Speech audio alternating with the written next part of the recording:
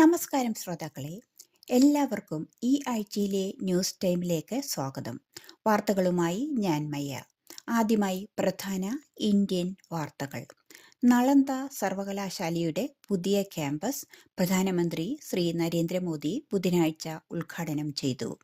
സർവകലാശാലയുടെ മുൻകാല പ്രവർത്തനങ്ങളെ അഭിനന്ദിച്ച പ്രധാനമന്ത്രി, നളന്ദ സർവകലാശാല ഇന്ത്യയുടെ വ്യക്തിത്വവും ആദരവും മൂല്യവും മന്ത്രവും ഉൾക്കൊള്ളുന്നുവെന്ന് പറഞ്ഞു.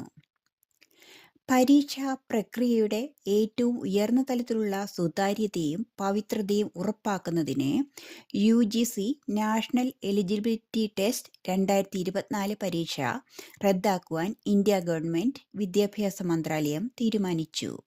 പരീക്ഷയുടെ സമഗ്രതയിൽ വിട്ടുവീഴ്ച ചെയ്തിരിക്കാം എന്ന് പറഞ്ഞാണ് പരീക്ഷ നടത്തി ഒരു ദിവസത്തിനു ശേഷം നാഷണൽ ടെസ്റ്റിംഗ് ഏജൻസി പരീക്ഷ റദ്ദാക്കുവാൻ തീരുമാനിച്ചത്.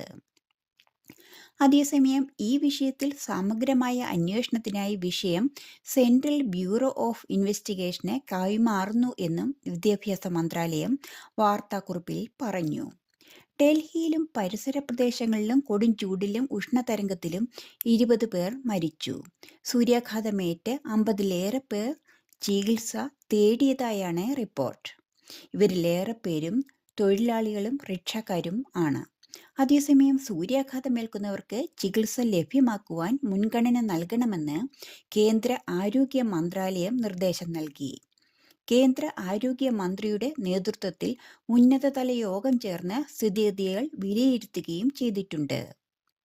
കോൺഗ്രസ് നേതാവ് രാഹുൽ ഗാന്ധി വയനാട് MP സ്ഥാനം രാജിവെച്ച് റായ്ബറേലിയിൽ തുടരും.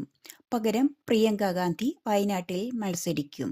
തിങ്കളാഴ്ച വൈകിട്ട് കോൺഗ്രസ് അധ്യക്ഷൻ മല്ലികാർജുൻ ഖാർഗെയുടെ വസതിയിൽ ചേർന്ന പാർട്ടി നേതൃയോഗമാണ് തീരുമാനം എടുത്തത്. കേരള സംസ്ഥാനതല വാർത്തകൾ. രാജിവെച്ച മന്ത്രി K രാധാകൃഷ്ണൻ കൈകാര്യം ചെയ്തിരുന്ന വകുപ്പുകൾ മുഖ്യമന്ത്രി പിണറായി വിജയൻ ഏറ്റെടുത്തു. ഇത് സംബന്ധിച്ച സർക്കാർ വിജ്ഞാപനം പുറത്തിറങ്ങി. ലോക്സഭാ MP-യായി ശ്രീ രാധാകൃഷ്ണൻ തെരഞ്ഞെടുക്കപ്പെട്ടതോടെയാണ് മന്ത്രിസ്ഥാനവും MLA സ്ഥാനവും രാജിവെച്ചത്. സ്ഥാനമൊഴിയുന്നതിന് തൊട്ടുമുമ്പ് ചരിത്രപരമായ തീരുമാനത്തിൽ ഒപ്പിട്ടാണ് അദ്ദേഹം പടിയിറങ്ങിയത്. പട്ടിക വിഭാഗക്കാർ കൂടുതലായി താമസിക്കുന്ന സ്ഥലങ്ങളുടെ പേരുകൾ മാറ്റുവാനാണ് ഉത്തരവ്.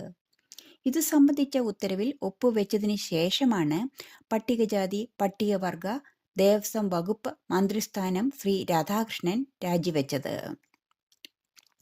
കോളനി, സങ്കേതം, ഊര് എന്നീ പേരുകൾ ഒഴിവാക്കും. ഈ പേരുകൾക്ക് പകരം കാലാനുസൃതമായി മറ്റു പേരുകൾ നൽകണമെന്ന് പട്ടികജാതി വികസന വകുപ്പ് ഡയറക്ടർ സർക്കാരിനോട് ശുപാർശ ചെയ്തിരുന്നു. താരസംഘടനയായ അമ്മയുടെ പ്രസിഡന്റ് സ്ഥാനത്ത് മോഹൻലാലിന് 3ാം ഊഴം.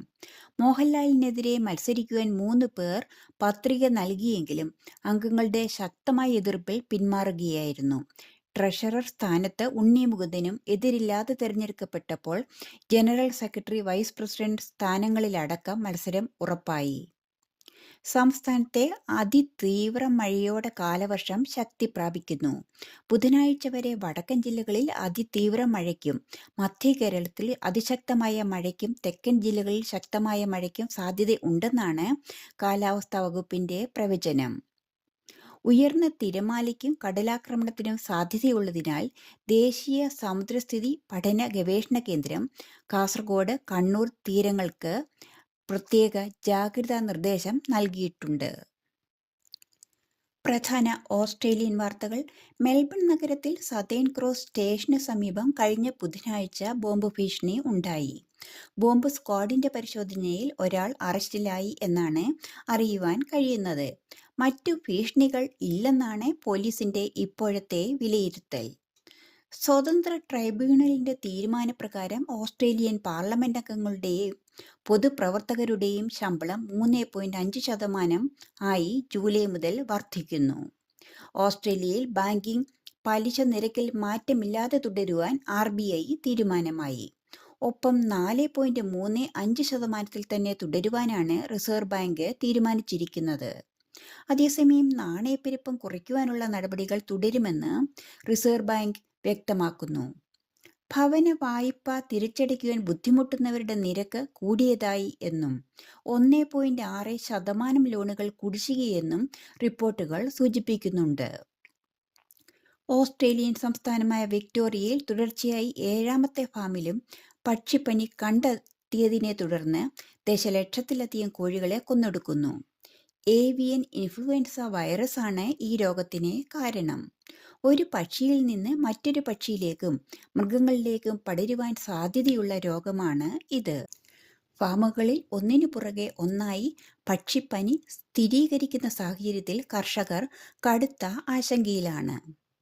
ഓസ്ട്രേലിയൻ വാഹന വിപണിയിൽ ഹൈബ്രിഡ് ഇലക്ട്രിക് വാഹനങ്ങളോടുള്ള പ്രിയം വർദ്ധിക്കുന്നു.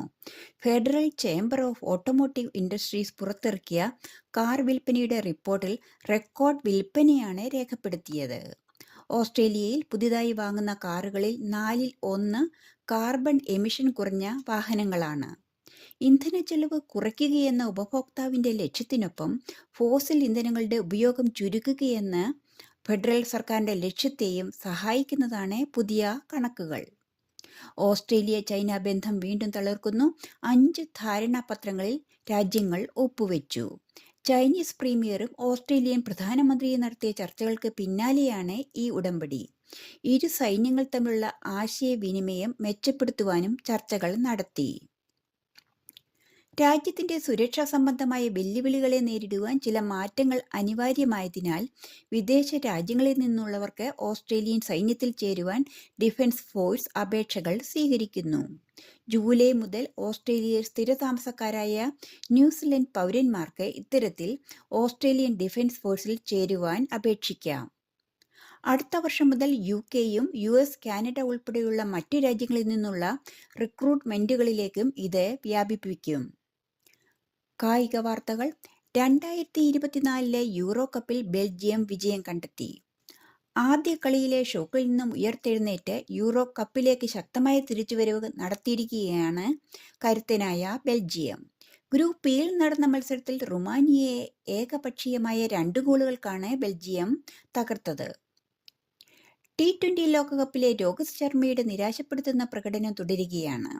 ബംഗ്ലാദേശിനെതിരെ പ്രതീക്ഷ നൽകിയെങ്കിലും വലിയ സ്കോർ നേടാതെ രോഹിത് ആരാധകരെ നിരാശപ്പെടുത്തി. ഇതേ തുടർന്ന് രോഹിത്തിനെ വിമർശിച്ച് രംഗത്തെത്തിയിരിക്കുകയാണ് ആരാധകർ. ഇന്ത്യൻ ടീമിന്റെ ബാധ്യത രോഹിത്താണെന്ന് ആരാധകർ പറയുന്നു. രോഹിത് വിരമിക്കണമെന്നും വരുന്ന മത്സരങ്ങളിൽ ഹാർദിക് പാണ്ഡ്യ ഇന്ത്യയെ നയിക്കണമെന്നുമാണ് ആരാധകർ ഉന്നയിക്കുന്നത്. ഓസ്ട്രേലിയക്കെതിരെ ഇന്ത്യയുടെ മത്സരം വരാൻ പോവുകയായതിനാൽ ഇതേ പ്രകടനം കൊണ്ടുപോയാൽ നാണം കെടുമെന്നും ടീമിൽ മാറ്റം വരുത്തുവാൻ രോഹിത് തയ്യാറാവാത്തതാണ് പ്രശ്നമെന്നും ആരാധകർ കുറ്റപ്പെടുത്തുന്നു.